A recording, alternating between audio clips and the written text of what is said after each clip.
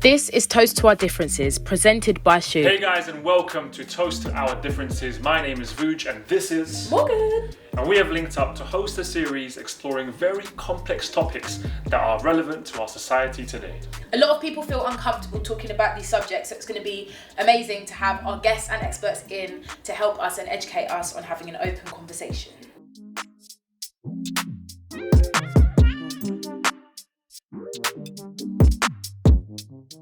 Hello everyone and welcome to a Toast to Our Differences. I'm Vuj and I'm joined with the lovely Morgan, and today we're going to be talking to Rudimental, chatting about diversity in the music industry, fostering diverse young talent and looking out for the next big thing. Hey, how's it going? It's good. Zoom applause.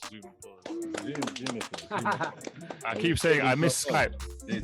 But Morgan, I'm hearing you actually are tied to the boys in some sort of way and actually know them quite well. Yeah, Social Perfect. So I'm signed to Rudimental's label, Major Tom's. And yeah, it's been an amazing experience so far. So it's going to be good to talk about the journey and how they find new talent. When did you guys sign Morgan? When did that happen? I think it was coming up to like 2 years ago now. Yeah. What did you say, Morgan? So it was like when I was 17, they saw my singing videos on Instagram. Yeah. After that, I think we held an audition, didn't we? And invited Morgan down to the audition.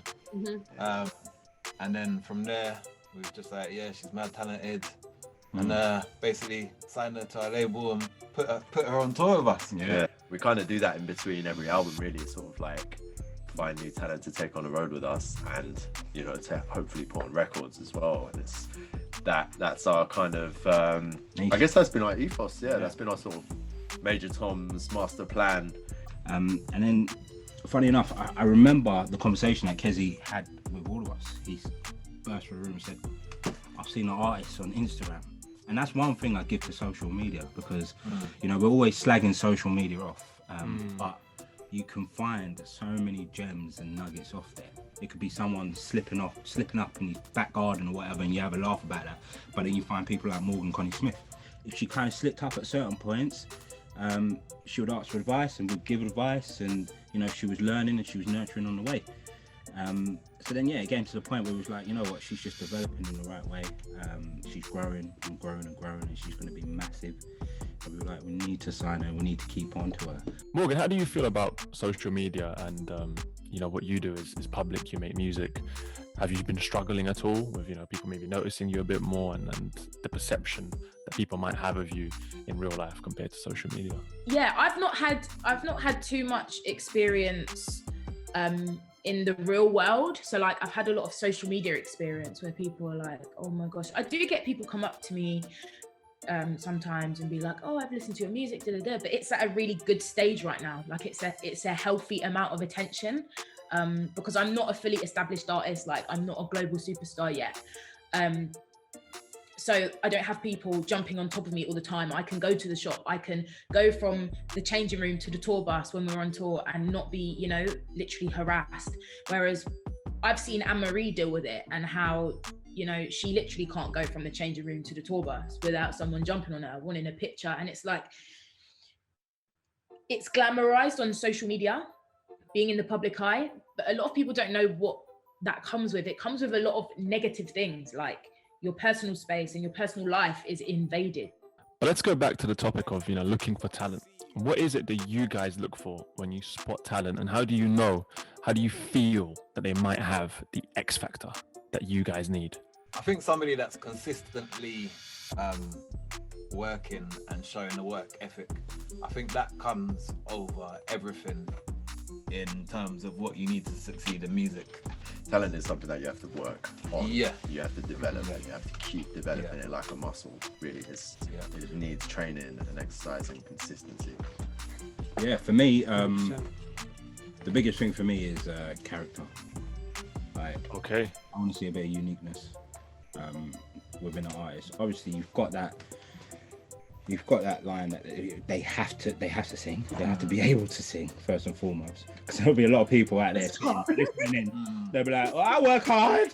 I've got character. But you have to be able to sing. But you're looking for that uniqueness. You're looking for that character. And you know, Morgan had that in abundance. And I remember even Anne-Marie, when she did her first audition, she like came in and threw her jacket on the floor and just went bam. Yeah, it was like we was during the audition, during the singing, we was all playing this band and she was singing. I think she hit a note wrong or something, and she got mad frustrated and like ripped off her jacket, threw it, and we all just kind of looked at each other like, yeah, she's got something. Yeah, I don't know what that is. There it is. Yeah, so I was just going to ask, when you're fostering young talent, why is it so important to you that it's diverse and that you've got loads of different types of people? I think naturally, I mean, looking at us. Yeah.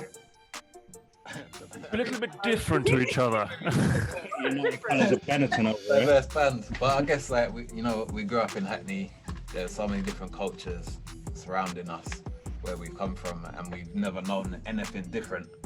And I think it's a very natural thing to us, you know. Kind of baffles me when you've got labels out there that don't want to be diverse because they want to keep you in a box.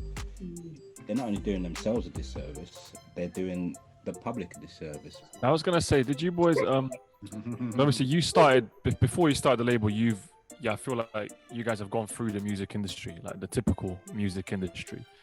Did you guys get burnt a bit along the way? Because there's always this sort of, I feel. Sure, you want to bring this out? We might trash the whole studio, bro. I feel like we all go through the mill of maybe like industry, like typical industry, where we come in as creatives, you come in as just musicians, you don't know what you're going to go into, and then you start sort of learning the rough way. Did you have a lot of that? And how much was that a part of why you started your own label? Yeah, I think like naturally, we are artists, and Major Tom's is an artist-led label. You know what I mean? So like, firstly, we're creatives. Do you know what I mean? And the business sort of comes off of that, really, and it has to. Do you know what I mean? It's not the other way around. So yeah, I guess we had experience of being signed about, like I said, losing singers. We can also, I think, pass down the knowledge that we've learned from being, because we're on a major label, we're on Atlantic Records. So we've learned so much, you know, being signed, when we first got signed in 2011. Was it 11? Yeah. And we making the first album, all of that kind of blood, sweat and tears that you know, working with A&Rs, working with label bosses, they want one thing, you want the other thing, and you have to you do have to work as a team. So I think that's something we can pass on to, like, the acts that we sign, like, you know, Anne-Marie and El Henson and Morgan, you know, like it's something that we can really help them with and navigate through, because it is tough. It's a tough industry. It's not easy at all. You know, it's very, very hard mentally on you mentally. I've retired like nearly 4 or 5 times already. Yeah, it definitely broke us like a lot. You know, brought us to breaking point. But the team is strong. It's been a really, really good chat with you boys, man. And pleasure listening to you guys. And I hope that the audience, people that have been listening, have learned something, picked something up. Morgan, any closing words from you? Fine. Yeah, thank you. That was Rudimental. If you don't know them, bloody hell, get to know them. Love, man. Thanks for having us. Thank you, guys. Bye. Before I knew you guys, you hear a lot of things about mental health within the music industry, going into it, and obviously there's a lot of stories and it can be quite daunting going into it.